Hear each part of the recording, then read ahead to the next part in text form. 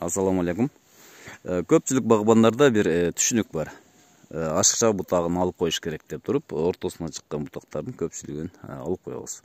Себеби буларга 4 крона болуш керек, же 5 крона болуш керек, андан ашыкчасын алыш керек, арасынан шамал кириш керек, же болбосо мындай болуш керек деп туруп алып коюшат. Алар менен макулмун, албетте күн тийиш керек.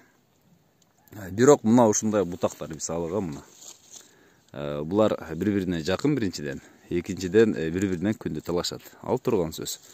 Көпчүлүгүбүз мына ушуну алып салабыз. Эрте жазда муну кесиш керек деп туруп түбүнөн кесип салабыз. Жок, канчалык бутагы көп болсо ошончолук мөмөгө тезирээк отурат.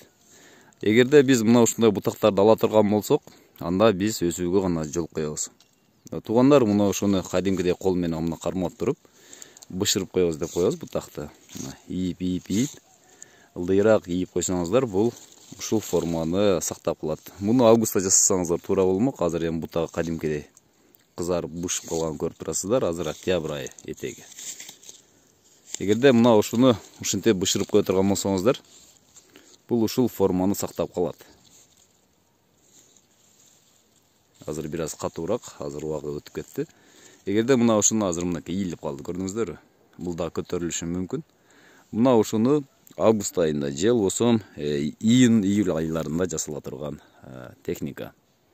Эгерде мына ушул ийип жасап кое турган болсоңуздар, көрүп турасыздар, алдында кийинки жылгы боло турган бүчүрлөрдү көрүүгө болот. Мынакей бүчүрлөр, алма бүчүрлөр. Алма градустан гана көз каранды болот. Эгер мына ушундай түз өткөн бутак, бул мөмөгө кирбейт. Бул өсүүчү гана болуп эсептелет. Эгерде мына ушул кармап турган бутакты быйыл 90 градуска ийип кое турган болсок, демек бул толук түрдө мөмөгө кирүүчүгө айланат кийинки жылга. Эгер муну 45 мына ушундай градуста 45 градуска ийе турган болсок, демек бул жартылай гана мөмөгө кирүүчү болуп эсептелет. Алдыңыздарда көрүнүп турган бутак бышкан, градусу 45 градус мөмөгө мына ушул жерге чейин кирген. Сиздер менен Багы Сөрө Кыргызстан каналы болду. Тынч аман болуңуздар.